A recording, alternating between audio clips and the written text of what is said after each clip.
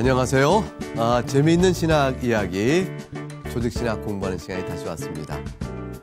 오늘 공부는 예수 그리스도에 관한 공부입니다. 우리가 예수 그리스도에 관한 공부를 몇 번에 걸쳐서 계속하고 있는데, 특별히 오늘 공부는 그리스도의 고난과 죽음에 대해서 공부하겠습니다.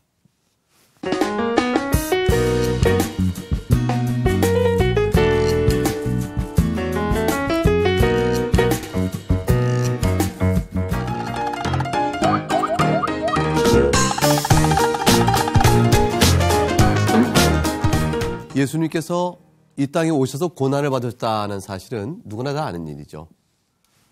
예수님의 고난이 없으면 우리들의 죄에 대한 속죄가 불가능하다는 사실을 그리스도인들은 다 믿습니다. 예수님께서 받으신 고난에 설명할 때 우리가 항상 기억할 것은 뭐냐면, 예수님의 성육신 자체가 사실은 이미 고난의 시작이었다는 사실이죠. 왜냐하면 예수님은 우리가 다 알듯이 아버지와 아들과 성령 하나님 서로 구별되시지만 하나님 되시면 완전히 똑같으신 그분께서 신성 말고 인성도 취하셔서, 그래서 그리스도가 이 땅에 오신 사실을 우리가 성육신 그러거든요. 그럼 예수님은 본래 성자 하나님으로 신성의 영광을 누리시는 분이신데, 인성을 취하셔서 하나님이시면서 또한 사람, 신인, 하나님이면서 또한 사람으로서의 그분으로서 이 땅에 오셨으니까 영광을 비우시고 인간으로서 갖게 되어지는 그런 모든 일들을, 인간이 겪어야 되는 인간의 모든 일들을 주님도 감당하시는 것이 성육신으로 말미암아 이루어진 일이니까 이 자체가 사실은 고난이다, 이렇게 볼 수가 있어요.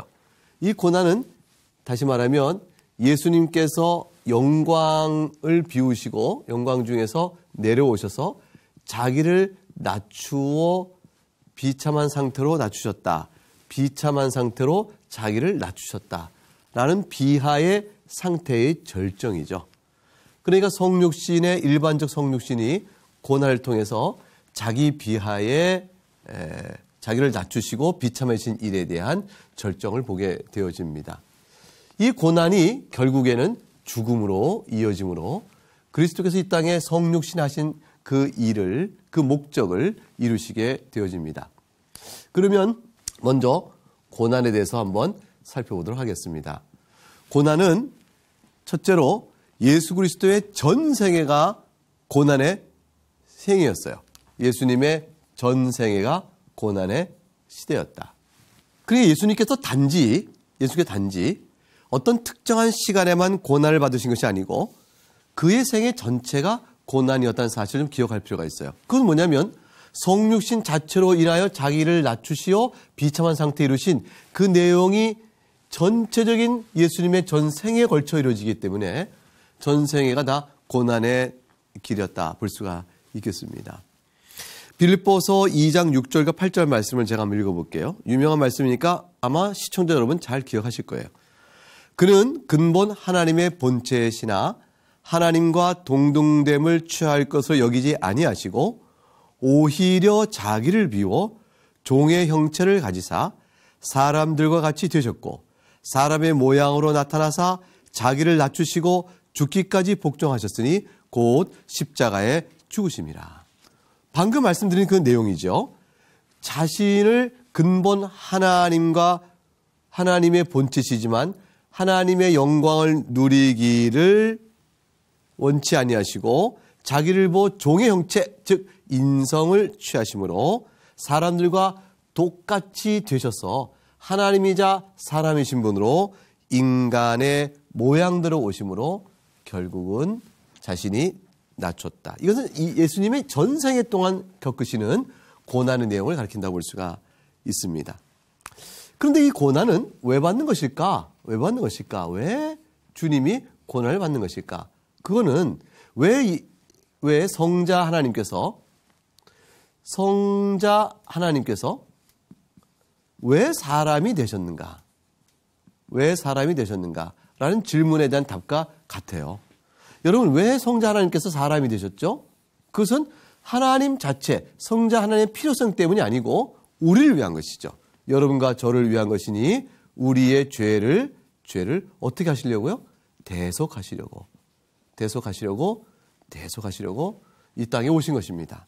따라서 이 땅에 오셔서 받는 고난 자체도 그 의미는 뭐죠? 우리의 죄를 대속하기 위함이죠.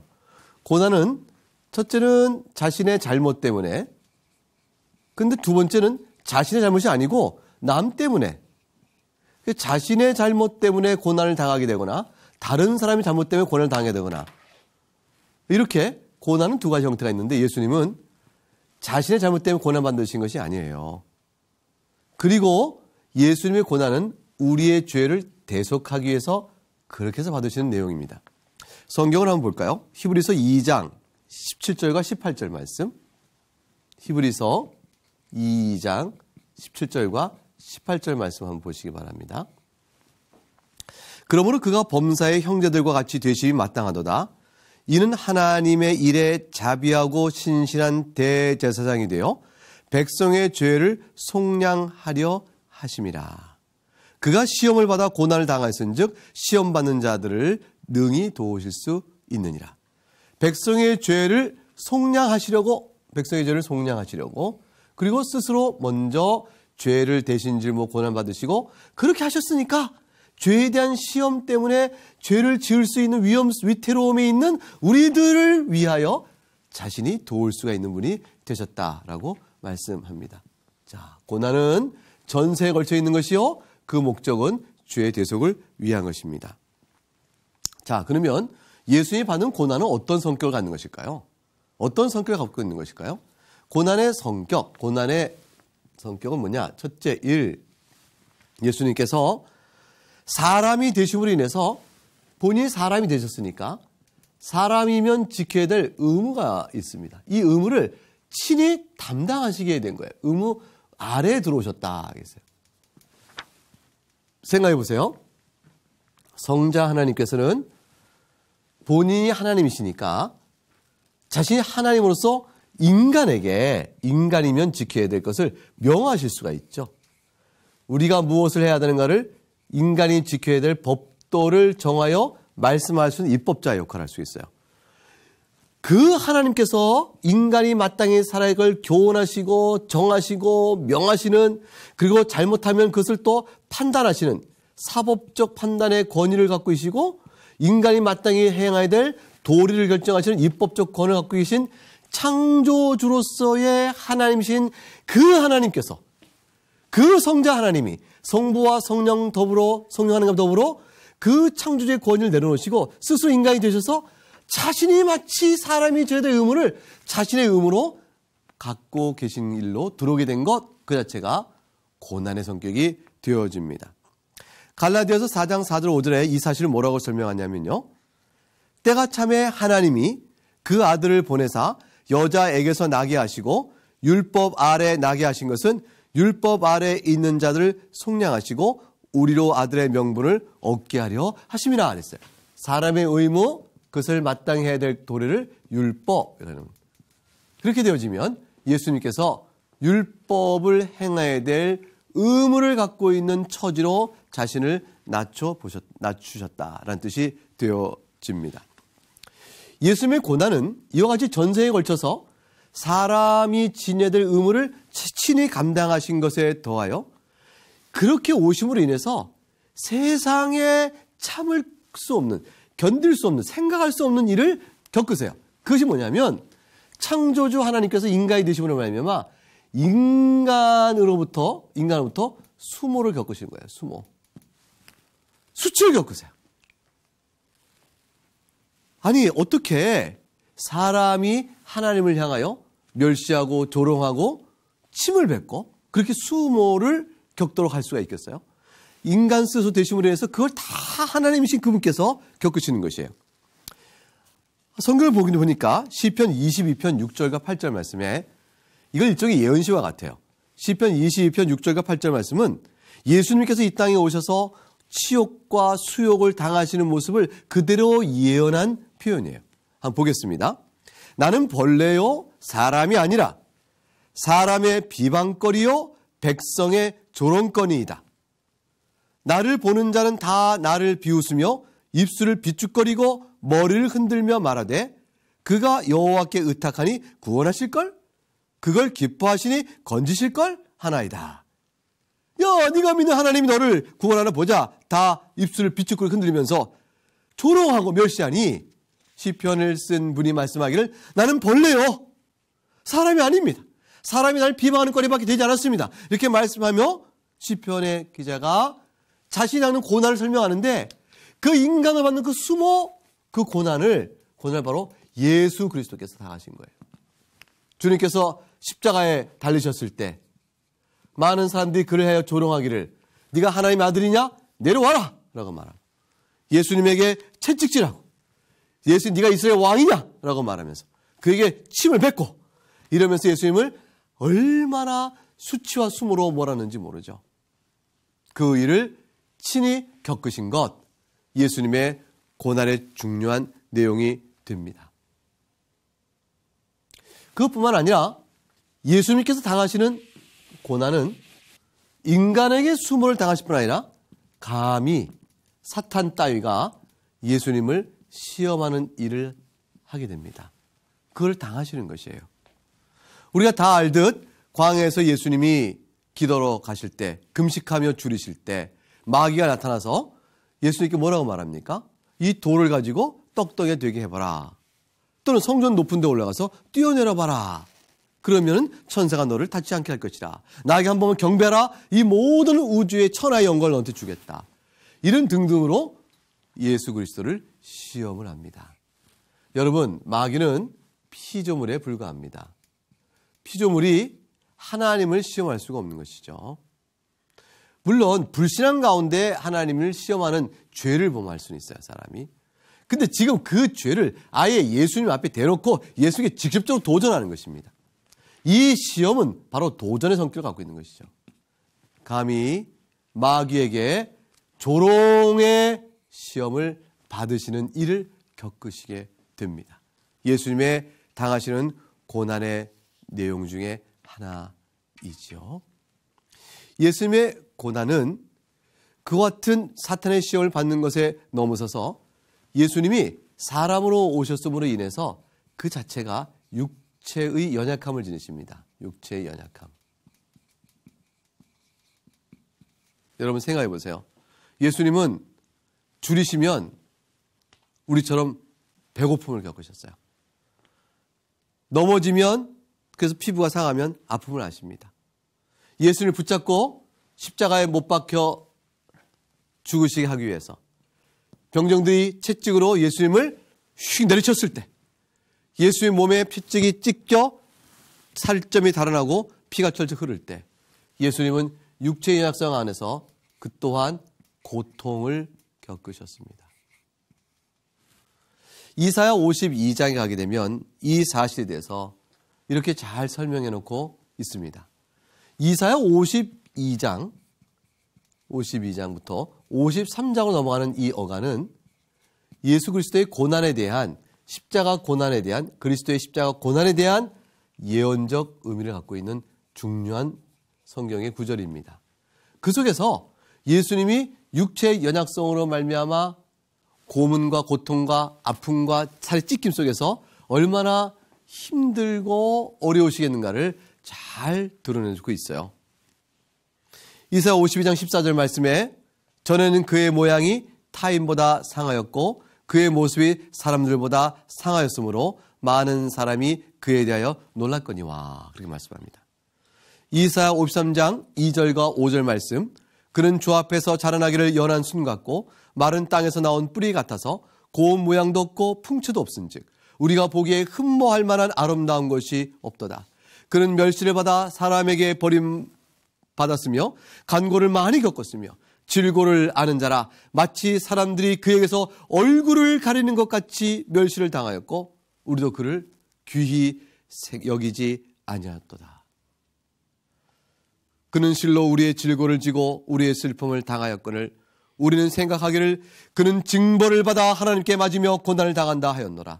그가 찔림은 우리의 허물 때문이요 그가 상함은 우리의 죄악 때문이라.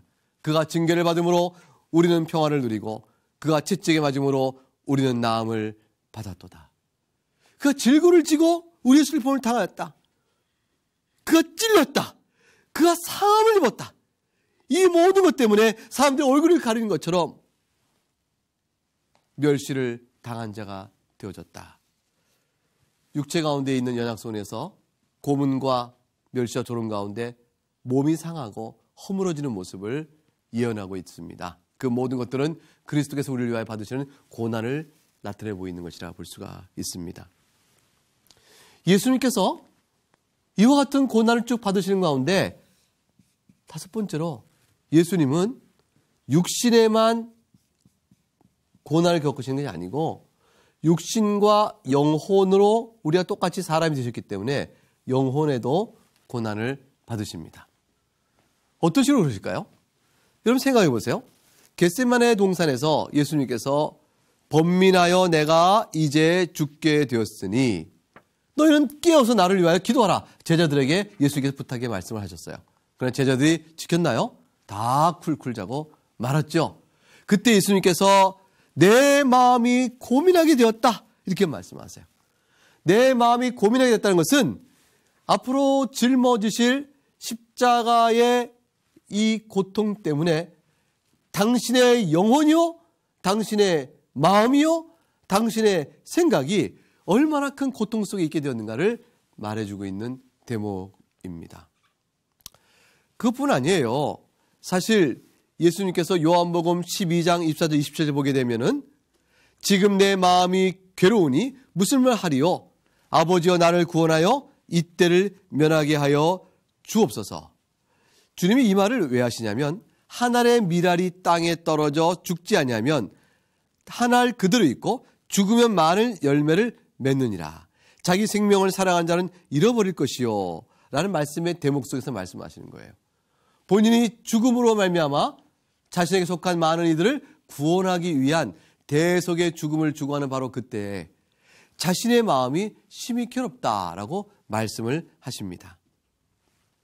결국 그의 육신뿐 아니라 영혼도 고난을 받는 것이죠. 여러분 영화 중에 패션 오브 크라이스트라는 영화를 혹시 보셨어요?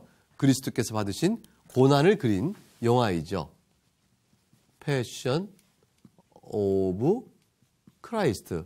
아마 우리말 영화 제목도 아마 그대로 돼 있을 것 같아요. 패션 오브 크라이스트. 이 패션이라는 것은 고난을 뜻하죠. 고난. 그리고 크라이스트는 그리스도입니다. 그리스도의 고난이라. 그런 영화. 그 영화 속에 보면 예수님께서 잔인할 정도로 채찍 맞아 몸이 찢기시고 십자가에 달려 죽기까지 피를 흘리시는 그 모습이 아주 적나라하게 그려져 있어요.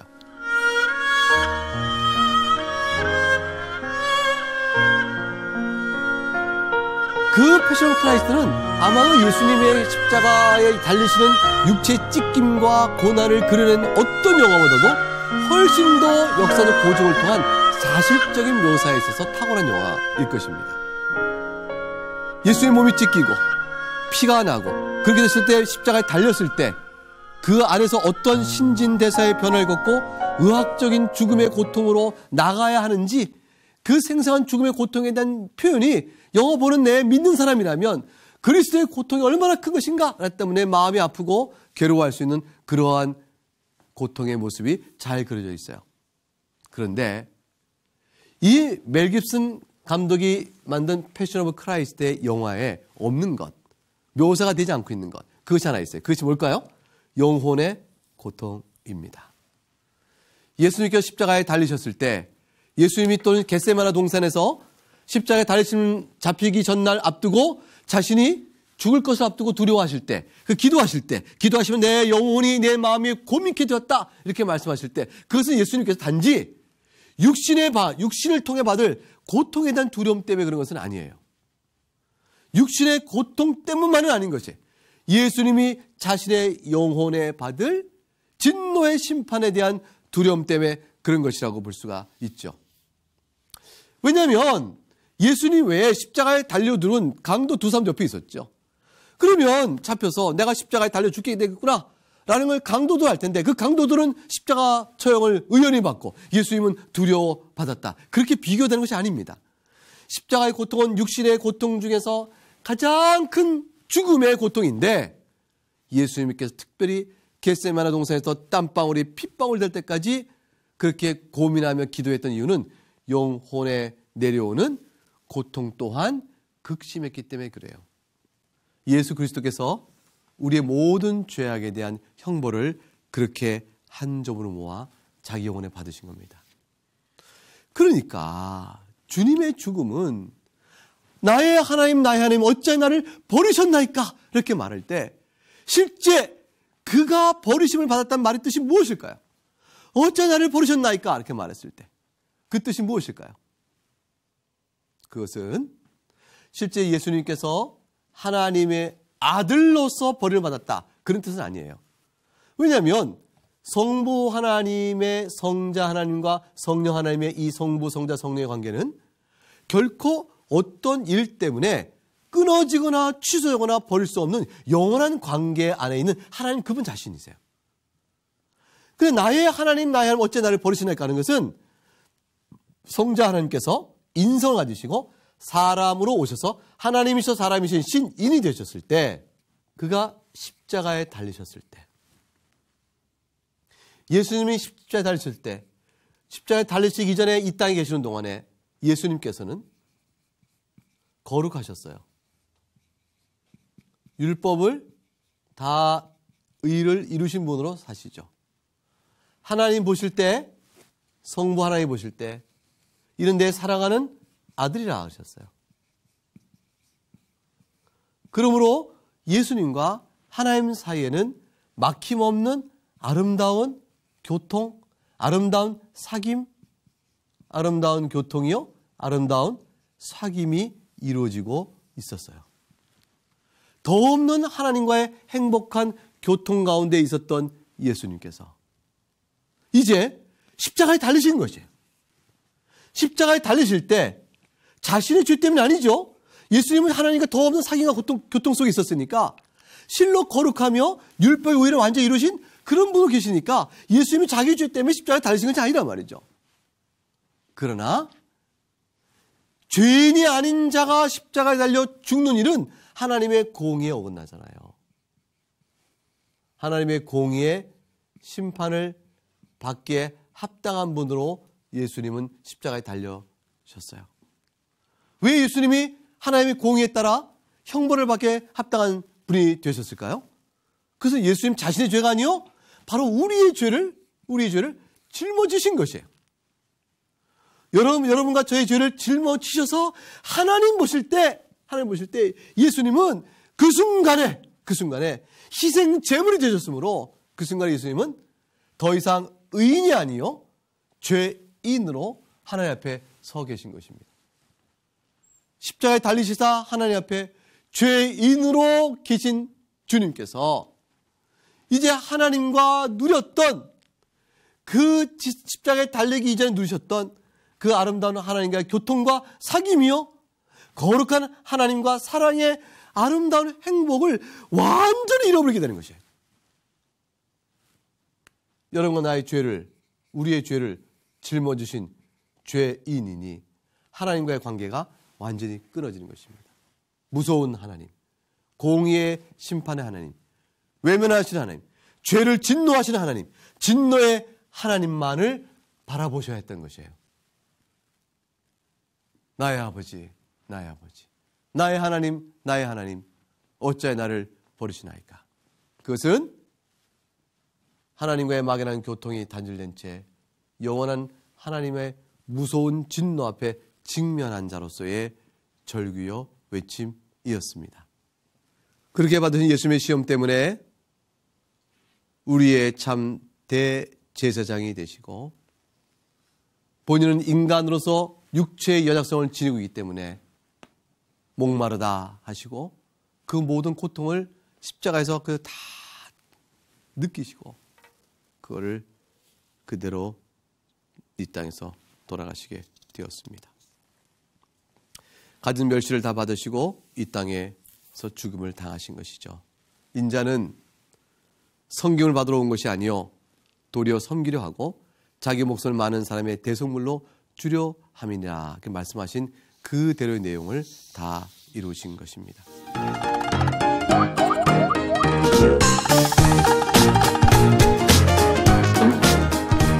예수님은 십자가에 죽으신 다음에 바로 내리셔서 무덤에서 장사 지내셨습니다. 며칠 동안 무덤에서 장사 지낸 상태로 계셨죠? 3일간입니다. 3일간. 무엇이 3일 동안 무덤에 있었나요? 예수님의 육체입니다. 그럼 육체 말고 죽으신 다음에 영혼은 어떻게 됐나요? 영혼은 육체는 3일 동안 무덤에 있고 영혼은 그대로 낙원으로 가셨어요.